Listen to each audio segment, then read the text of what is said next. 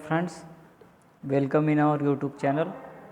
आज हम आपको इतिहास की सीरीज़ में अगले कुछ प्रश्नों को पढ़ाएंगे जो कि संबंधित है गुलाम वंश से ही। आज हम आपको गुलाम वंश के बारे में थोड़ी सी और जानकारियाँ देंगे दोस्तों, जो कि आपकी परीक्षा के लिए बहुत ही सहायक होंगे। तो आइए शुरू करते हैं प्रश्नों को। हमारा आज का पहला प्रश्न जो है वो आपकी स्क्रीन पर दिख रहा होगा दोस्तों कि लौह स्तंभ कहाँ स्थित है।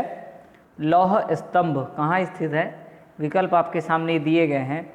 लाल किला भवन समूह में, महाबोधि मंदिर भवन समूह में, कुतुब मीनार भवन समूह में, या हुमायूं के मकबरे में। तो दोस्तों, जो लौह स्तंभ बना हुआ है वो हुमायूं के मकबरे के पास नहीं बना हुआ है, महाबोधि मंदिर में नहीं बना हुआ है, लाल किले में भी नहीं है। तो आपके पास एक ही ऑप्शन बच रहा है, वो है कुतुब मीनार भवन समूह में।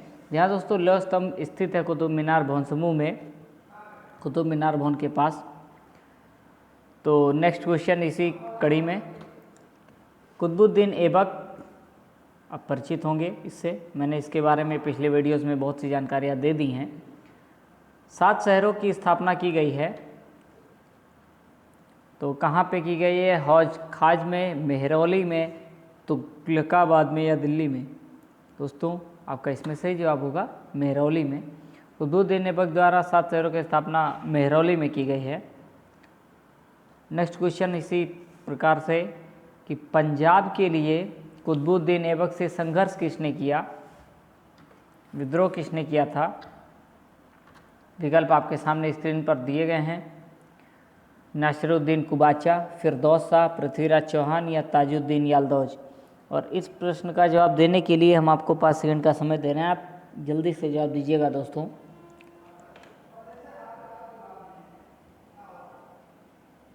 आपका जो सही जवाब होगा वो होगा ताजुद्दीन यालदौज।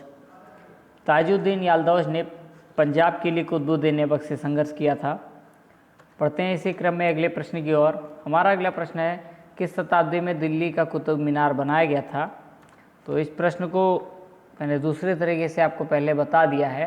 अब प्रश्न इस प्रकार से अगर पूछ ले तो आपका जवाब क्या होगा ये भी जान लीजिए। प्रश्न दूसरे तरीके से घुमा के भी आ सकता है दोस्तों पेपर में। तो इसमें आपका जो ऑप्शन है वो है 14वीं शताब्दी, 13वीं शताब्दी, 12वीं शताब्दी, या 11वीं शताब्दी। और आपका जो इसमें सही विकल्प होगा वो होगा 12वीं शताब्दी। 12वीं शताब्दी में दिल्ली का कुतुब मीनार बनाया गया था। नेक्स्ट क्वेश्चन आपकी स्क्रीन पर कुछ इस प्रकार हैं कि इनमें से इल्तुतमिश का संतान नहीं था लेकिन उसका उत्तराधिकारी था। यानी आपको जो विकल्प दिए गए हैं इनमें एक ऐसा शासक है जो कि इल्तुतमिश का संतान नहीं था लेकिन आगे चलकर उसके वंश का उत्तराधिकारी जरूर बना था, और वो भी अंतिम उत्तराधिकारी।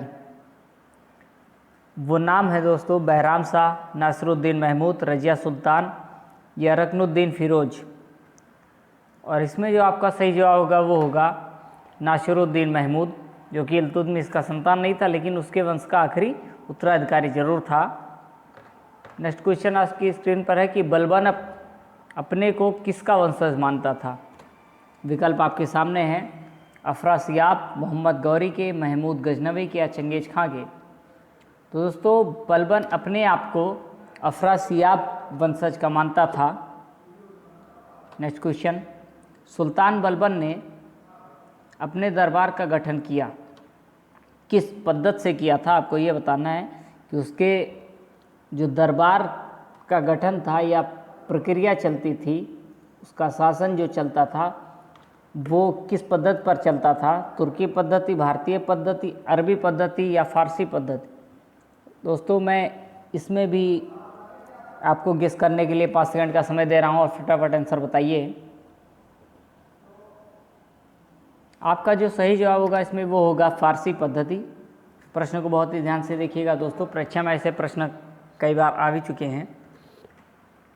अपनी शक्ति को संगठित करने के लिए बलबन ने भव्य उपाधि धारण की। कैसी उपाधि धारण की थी? तूती ए हिंद, जिले इलाही, कैसरे हिंद, या दीन इलाही? दोस्तों आपका जो इसमें राइट आंसर है वो है जिले इलाही।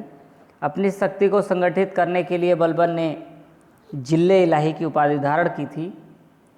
नेक्स्ट क्वेश्चन आपकी स्क्रीन पर यह रहा कि कौन सा ऐसा सुल्तान है गुलाम वंश में जिसने अपने आप को ही या खुद को ही नाइबे खुदाई कहा।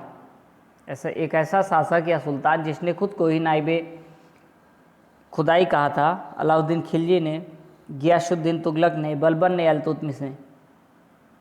और आपने आंसर गेस कर लिया होगा दोस्तों।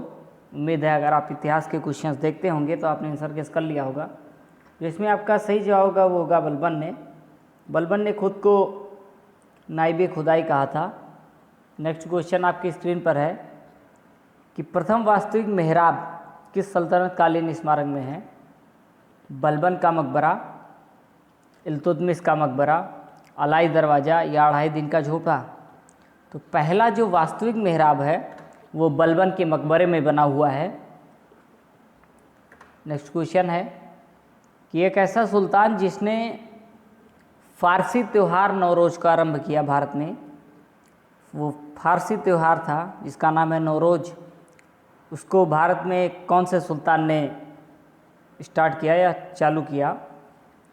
फिरोज़ तुगलक ने, अलाउद्दीन खिलजी ने, इल्तुतमिश ने या बलबन ने। और आपका सही जवाब होगा इसमें बलबन ने। बलबन ने दोस्तों प्रसिद्ध फारसी त्यौहार नौरोज़ का आरंभ किया था। नेक्स्ट क्वेश्चन आपकी स्क्रीन पर है और आज का आखिरी क्वेश्चन भी है कि दिल्ली का कौन सुल्तान मंगोल नेता चंगेज़ खां के समकालीन था। समकालीन मतलब जैसे कि चंगेज़ खां शासन करता था, क्रूर शासक था, ऐसे ही कौन सा ऐसा मंगोल नेता है जो कि शासन करता था। बलबन, इल्तुतमिश, आराम शाह या कुतुबुद्दीन ऐबक। और आपका जिसमें सही जवाब है वो है इल्तुतमिश। इल्तुतमिश चंगेज़ खां के जैसे ही शासन करता था, उसके समकालीन शासन करता था। तो इस कड़ी में हमारा आज का प्रश्न समाप्त होता है। गुलाम वंश से संबंधित और भी बहुत सारे प्रश्न दोस्तों आपकी अगले वीडियोस में मिलते रहेंगे। उम्मीद है आप इतिहास के प्रश्न देख रहे होंगे क्योंकि ये बहुत इंपॉर्टेंट टॉपिक है हर एग्ज़ाम के लिए। और इसी के साथ हमारा प्रश्न समाप्त होता है। धन्यवाद। जय हिंद।